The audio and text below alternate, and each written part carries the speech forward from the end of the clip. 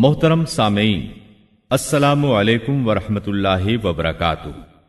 اللہ تعالیٰ فرماتے ہیں اللہ خالق کل شیء وهو على كل شيء وکیل۔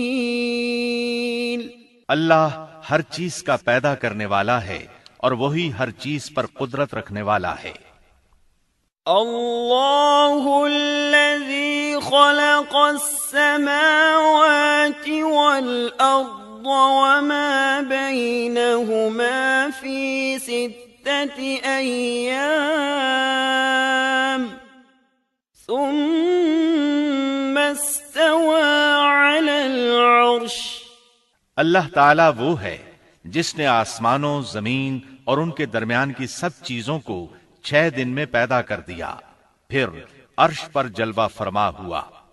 مزید اللہ تعالیٰ سورۃ الحدید آیت 4 میں فرماتے ہیں هو الذي خلق السماوات والأرض في 6 أيام ثم استوى على العرش يعلم ما يلج في الأرض وما يخرج منها وما ينزل من السماء وما يعرج فيها وهو معكم أينما كنتم والله بما تعملون بصير۔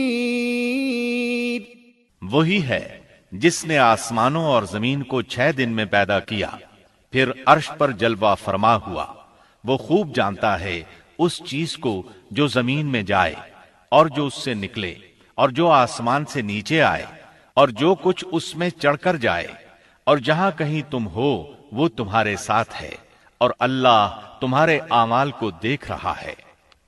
اسی طرح اللہ تعالیٰ سورہ ہود آیت 7 میں فرماتے ہیں وَهُوَ الَّذِي خَلَقَ السَّمَاوَاتِ وَالْأَرْضَ فِي 6 أَيَّامٍ وَكَانَ عَرْشُهُ عَلَى الْمَاءِ۔ اور اللہ ہی وہ ذات ہے جس نے 6 دن میں آسمانوں اور زمین کو پیدا فرمایا، اور اس کا عرش پانی پر تھا۔ امام احمد بن حنبل رحمت اللہ علیہ نے ابو رزین عقیلی سے بیان کیا ہے، انہوں نے کہا یا رسول اللہ أين كان ربنا عز وجل قبل أن يخلق السماوات والأرض؟ فقال صلى الله عليه وسلم كان في عماء ما فوقه هواء وما تحته هواء ثم خلق عرشه على الماء۔ اے اللہ کے رسول صلی اللہ علیہ وسلم، آسمانوں اور زمین کو پیدا کرنے سے پہلے ہمارا پروردگار کہاں تھا؟ آپ نے فرمایا عما میں تھا، یعنی اللہ کے سوا کچھ بھی نہ تھا، نہ اس کے اوپر ہوا تھی اور نہ اس کے نیچے ہوا تھی، مطلب یہ کہ کچھ نہ تھا، پھر اس نے پانی پر اپنا عرش پیدا کیا۔ گویا یہ تھی مخلوق کی ابتدا۔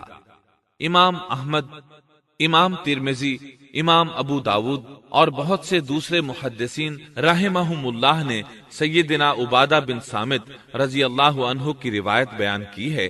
وہ کہتے ہیں سمعت رسول اللہ صلی اللہ علیہ وسلم يقول ان اول ما خلق اللہ تبارک وتعالی القلم ثم قال له اكتب فجرى في تلك الساعة بما هو كائن إلى يوم القيامة۔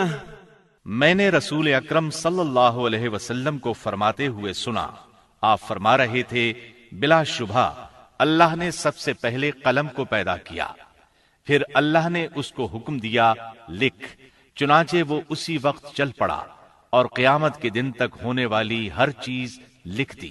یہ اللہ تعالیٰ کا علم تھا جس کو قلم نے اس کے حکم کے مطابق لوح محفوظ پر لکھا۔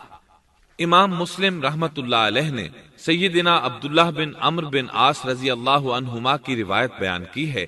اس میں سب سے پہلی چیز کے بارے میں وضاحت کی ہے، اور جمہور فقہا کی رائے بھی یہی ہے۔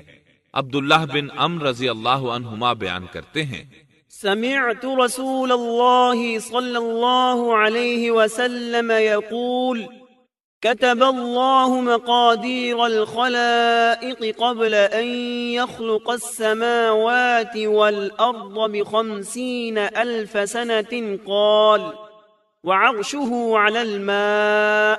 میں نے سنا آپ فرما رہے تھے اللہ تعالیٰ نے آسمان و زمین کی پیدائش سے 50,000 سال پہلے تمام مخلوقات کی تقدیریں لکھ دیں، اور اس وقت اس کا عرش پانی پر تھا۔ اس حدیث مبارک سے واضح ہو گیا کہ سب سے پہلے پانی اور پھر پانی پر عرش پیدا کیا گیا، پھر قلم کی پیدائش ہوئی، اس نے تقدیر تحریر کی، پھر آسمان اور زمین کی تخلیق ہوئی۔ اور جس حدیث میں آیا ہے کہ ابتدا میں قلم کو پیدا کیا گیا، اس کا مطلب یہ ہے کہ اس جہان کی مخلوقات میں سب سے پہلے اس کا نمبر ہے، نہ کہ باقی تمام جہانوں کی مخلوقات میں پہلا نمبر ہے، اور اس کا تذکرہ بخاری شریف کی اس حدیث میں ہے۔ قال أهل اليمن لرسول الله صلى الله عليه وسلم جئناك لنتفقه في الدين وليسألك عن أول هذا الأمر ما كان قال كان الله ولم يكن شيء قبله وكان عرشه على الماء وكتب في الذكر كل شيء وخلق السماوات والأرض۔ یمن سے آئے ہوئے ایک وفد نے رسول اللہ صلی اللہ علیہ وسلم سے کہا، ہم آپ کے پاس دین کی سمجھ اور ابتدائے خلق کے بارے میں پوچھنے کے لیے آئے ہیں، یہ کہ سب سے پہلے کیا چیز تھی؟ آپ نے فرمایا اللہ تھا، اس سے پہلے کوئی چیز نہ تھی، اس کا عرش پانی پر تھا، پھر اس نے لوح محفوظ پر ہر چیز لکھ دی اور آسمان اور زمین کو پیدا کیا، یعنی ابتدا میں پانی پر عرش کی تخلیق ہوئی، پھر قلم کی پیدائش ہوئی، اس نے سب کچھ لکھ دیا۔ علماء کرام کا بیان ہے، قلم کے فوراً بعد لوح محفوظ کو پیدا کیا گیا، چنانچہ قلم نے لوح محفوظ میں ہر چیز لکھ دی۔ اس کے بعد کائنات کی باقی مخلوقات اور آسمان و زمین کی پیدائش معرض وجود میں آتی گئی۔ اشیاء کی پیدائش والی ترتیب میں علماء کرام کے کئی اقوال ہیں، اور ہم نے آپ کے سامنے جمہور علماء اور فقہا کی پسندیدہ اور راجح ترتیب پیش کی ہے۔ آسمان اور زمین کی مخلوقات کی ترتیب کیا ہے، اس بارے میں امام مسلم رحمت اللہ علیہ نے سیدنا ابو ہریرہ رضی اللہ عنہ کی روایت پیش کی ہے۔ وہ کہتے ہیں، أخذ رسول الله صلى الله عليه وسلم بيدي فقال خلق الله عز وجل التربة يوم السبت وخلق فيها الجبال يوم الأحد وخلق الشجر يوم الاثنين وخلق المكروه يوم الثلاثاء وخلق النور يوم الأربعاء وبث فيها الدواب يوم الخميس وخلق آدم عليه السلام بعد العصر من يوم الجمعة في آخر الخلق في آخر ساعة من ساعات الجمعة فيما بين العصر إلى الليل۔ نبی اکرم صلی اللہ علیہ وسلم نے میرا ہاتھ پکڑا اور فرمایا، اللہ تعالیٰ نے ہفتے کے دن مٹی کو پیدا کیا، اتوار کے دن زمین میں پہاڑ، پیر کے دن درخت، منگل کے دن تکالیف، مصائب، جراثیم اور بیماریاں، بدھ کے دن نور کو، جمعرات کے دن زمین میں چوپایوں کو پھیلا دیا، اور تمام مخلوقات میں جمعے کے دن کی آخری گھڑیوں یعنی عصر سے رات کے درمیان میں آدم علیہ السلام کو پیدا کیا۔ مطلب یہ کہ ابتدائے آفرینش میں جن مخلوقات کی تخلیق ہوئی ان میں سے آخری مخلوق انسان تھا۔ اس حدیث میں مختلف حالات کو نہایت وضاحت سے بیان کیا گیا ہے۔ اس سے بخوبی پتہ چل گیا کہ ابتدائی مخلوقات کی ترتیب کیا تھی۔ ان میں سے آخری نمبر آدم علیہ السلام کا تھا، جبکہ آدم علیہ السلام نسل انسانی میں سب سے پہلے اور تمام انسانوں کے باپ ہیں۔ انسانوں سے پہلے فرشتے اور جن پیدا ہو چکے تھے۔ صاحب عقل مخلوقات میں سب سے پہلا نمبر فرشتوں کا، دوسرا نمبر جنوں کا اور آخری نمبر انسانوں کا ہے۔ فرشتوں کا اصل ٹھکانہ آسمان ہے۔ اللہ تعالی سورۃ الشورى آیت 5 میں فرماتے ہیں، تكاد السماوات يتفطرن من فوقهن والملائكة يسبحون بحمد ربهم ويستغفرون لمن في الأرض ألا إن الله هو الغفور الرحيم۔ قریب ہے کہ آسمان اپنے اوپر سے پھٹ پڑے اور تمام فرشتے اپنے رب کی تسبیح اور تحمید بیان کر رہے ہیں اور زمین والوں کے لیے استغفار کر رہے ہیں۔ خبردار، اللہ تعالی معاف کرنے والا، رحمت کرنے والا ہے۔ مسلم شریف میں ہے، سیدہ عائشہ صدیقہ رضی اللہ عنہا سے روایت ہے کہ نبی اکرم صلی اللہ علیہ وسلم نے فرمایا، خلقت الملائكة من نور وخلق الجان من نار وخلق آدم مما وصف لكم۔ فرشتوں کو نور سے اور جنوں کو آگ سے پیدا کیا گیا اور آدم کو اس چیز سے پیدا کیا گیا جو تمہارے لیے بیان کر دی گئی، یعنی مٹی سے۔ فرشتوں کی تخلیق کے بعد جنوں کو پیدا کیا گیا۔ جنوں کو بھی انسانوں سے پہلے پیدا کیا گیا تھا، جیسا کہ اللہ تعالی سورۃ الحجر آیت 27 میں فرماتے ہیں، وَالْجَانَّ خَلَقْنَاهُ مِن قَبْلُ مِن نَّارِ السَّمُومِ۔ اور اس سے پہلے جنات کو ہم نے لو والی آگ سے پیدا کیا۔ جنات کے بارے میں بہت زیادہ آیات و احادیث موجود ہیں۔ اللہ تعالی فرماتے ہیں، خلق الجان من مارج من نار۔ اور جنات کو آگ کے شعلے سے پیدا کیا گیا۔ مارج آگ کے بھڑکتے شعلے کے کنارے کو کہتے ہیں۔ گویا جنوں کو آگ کی جڑ سے نہیں بلکہ آگ کے شعلوں کے کنارے سے پیدا کیا گیا ہے۔